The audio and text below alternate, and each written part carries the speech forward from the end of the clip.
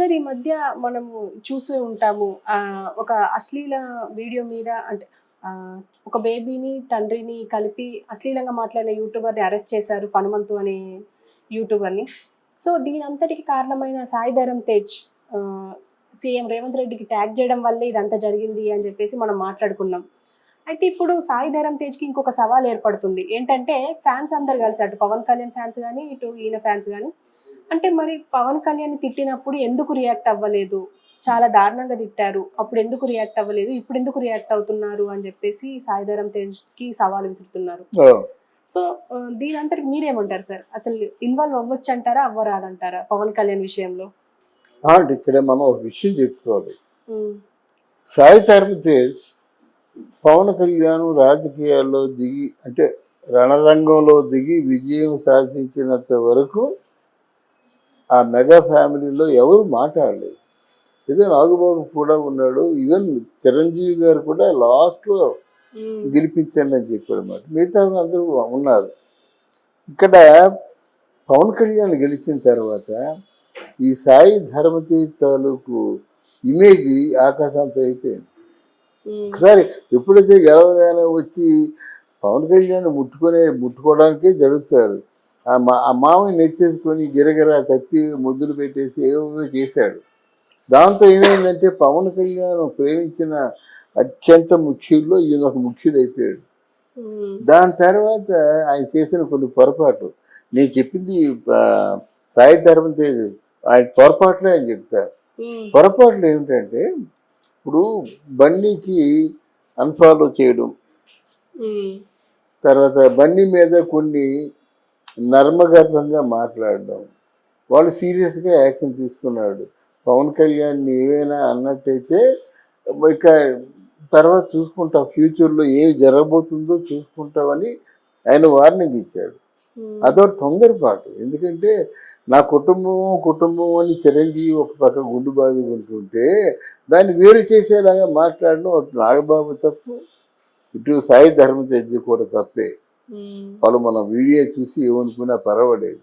ఎందుకంటే మీరు చాలా హైట్స్లో ఉన్నారు. ఈరోజు పవన్ కళ్యాణ్ తాలూకు ఇమేజ్ మామూలుగా లేదు. భారతదేశ వ్యాప్తంగా ఆయన ఇమేజ్ ఉంది. ఆయన సపోర్టర్స్గా మీరు ఉన్నప్పుడు ఆయన పేరుని నిలబెట్టుకోవాల్సిన అవసరం మీకు ఉంది. ఆయన పేరు ప్రఖ్యాతులకి ఏమాత్రం భంగం కలగకుండా మసులుకోవాల్సిన అవసరం ఈ సాయి ధర్మ తేజ్కి నాగబాబుకి ఉంది. అలా లేకుండా వీళ్ళు షార్ట్ టెంపర్డ్ అని అనిపించుకునేలాగా బిహేవ్ చేస్తున్నారు. ఇక్కడ ఇలాగా పోయినట్టయితే బన్నీ విషయంలోనూ బన్నీ పొరపాటు అయిపోయింది. ఆ రోజు నేను అలా అనుకోలేదు, ఇంత దూరం వస్తుంది అనుకోలేదని ఆ రోజే ఒక అంటే ఎపాలజీ లాంటి ఎక్స్ప్లెనేషన్ ఇచ్చేసుకుంటే ఇంత దూరం వచ్చేది కాదు. నా ఇష్టం వచ్చిన చోటుకు వెళ్తాను, నా ఇష్టం వస్తే మాట్లాడతాను, ఇష్టం లేకపోతే మాట్లాడను. అసలు అల్లు రామలింగ అంటూ లేకపోయినట్టయితే మీరు బాపట్లలో పంచర్లు వేసుకుండేవారు. ఇటువంటి మాటలు మాట్లాడడం కరెక్ట్ కాదు. ఒకవేళ ఎవరు మాట్లాడినప్పుడు కూడా అది బన్నీ అభిమానులు మాట్లాడిన మాటలు కానీ నేను మాట్లాడిన మాటలు కాదని అనుకున్నా సరే నమ్మరు. ఇప్పుడు ఎంతసేపు అండి ఒక వీడియో పెట్టినట్టయితే ఒక కామెంట్ చేస్తాను, 5 నిమిషాల్లో తిరిగి ఫోన్ వచ్చేస్తుంది మనకి. ఈరోజు అంత ఫాస్ట్గా ఉన్నారు, అన్నీ అబ్జర్వ్ చేస్తున్నారు. అందువల్ల అది తెలుసుకోవడం పెద్ద కష్టం కాదు. ఎవరైనా సరే సహజంగా ప్రాణప్రదంగా ప్రేమించిన వాళ్ళు డెఫినెట్గా తిరగబడతారు అన్నమాట. వాళ్ళు తిరగబడ్డారు. ఈరోజు పెద్ద క్లాష్. జనసేన వాళ్ళు ఏమైనా తిట్టినట్టయితే వీళ్ళు కోపం, పోనీ అర్జున్ తాలూకు ఫ్యాన్స్ని తిట్టినట్టయితే వాళ్ళకి కోపం. ఇలా ఉంది. మొత్తానికి ఏంటంటే ఒక చక్కని అందమైన ఒక మెగా ఫ్యామిలీ అనిపించుకున్న కుటుంబంలో అనుకోకుండా చీలికలు వచ్చాయి. తప్పదు. వాళ్ళు ఎందుకంటే మనసులు గాయపడినప్పుడు ఎవరి మటుకు వాళ్ళు ఇండిపెండెంట్గా ఇమేజ్ డెవలప్ చేసుకుందాం అనుకున్నప్పుడు విభేదాలకి చోటు ఇవ్వకుండా కాంప్రమైజేషన్ పొందుతున్నప్పుడు ఏమి రావు. అలా కాకుండా ఇట్లాంటివి మనం ఆవేశాన్ని అక్కడే చూపించకూడదు అన్నమాట. మనిషి అక్కడే కంట్రోల్ అవ్వాలి. ఇక్కడ మన సాయి ధర్మతేజ్ కానీ అక్కడ బండి కానీ ఇద్దరు చేసింది తప్పే. పోయినట్లయితే ఒక సమాజంలో జరిగినటువంటి ఒక వివాదం ఏదో ఉంది కదా, దాని మీద కూడా సాయి ధర్మతేజ్ ఆయన ఆయన రాజకీయ నాయకుడు కాదు కదా, సినిమా ఆర్టిస్ట్ కదా. రాజకీయ నాయకులు చాలామంది ఉన్నారు, సోషల్ యాక్టివిస్టులు చాలా ఉన్నారు, మహిళా సంఘాలు ఉన్నాయి. వాళ్ళు స్పందించారు, నీకెందుకయ్యా నువ్వు సినిమాలు చూసుకో అంటారు. అందువల్ల ఇప్పుడు సాయి ధర్మతేజ్ రేవంత్ రెడ్డి కలిశాడు, కరెక్టే. కలిస్తే రేవంత్ రెడ్డి ఎందుకు రమ్మంటాడు? పవన్ కళ్యాణ్కి ఇష్టమైన మేనల్లుడు కనుక రమ్మంటాడు.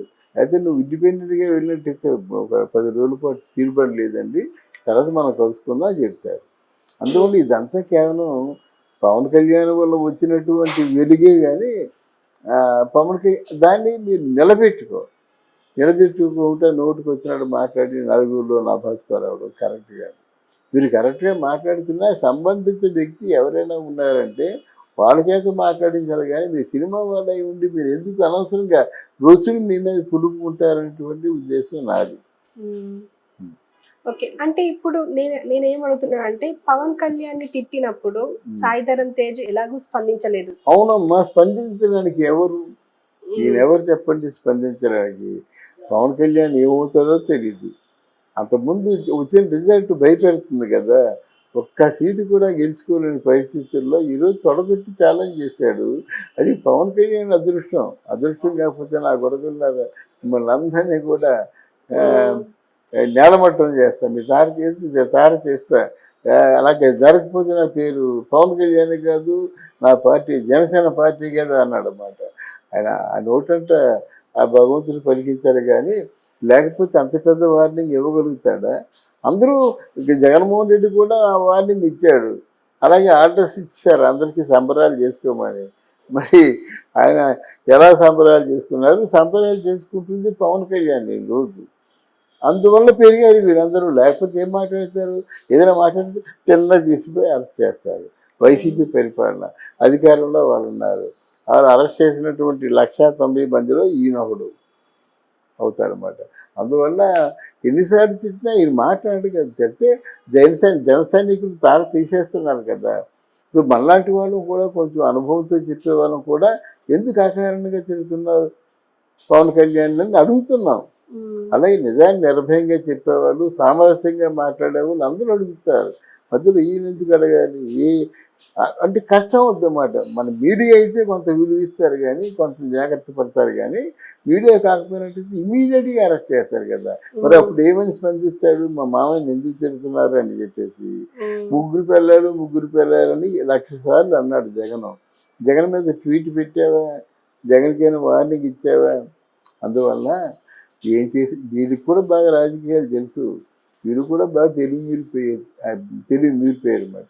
అందువల్ల అప్పుడు ఎందుకు స్పందించలేదంటే ఆయన కారణం వచ్చి స్పందిస్తే అరెస్ట్ చేస్తారు. కొరుకుతో తలగొక్కడం ఎందుకు అని భావించి సమయం పాటు ఇప్పుడు ఏదైనా స్పందించినప్పుడు కూడా అక్కడ వడ్డించేవాడు వశం అయితే మనం కడపక్తిలో కూర్చోవచ్చు.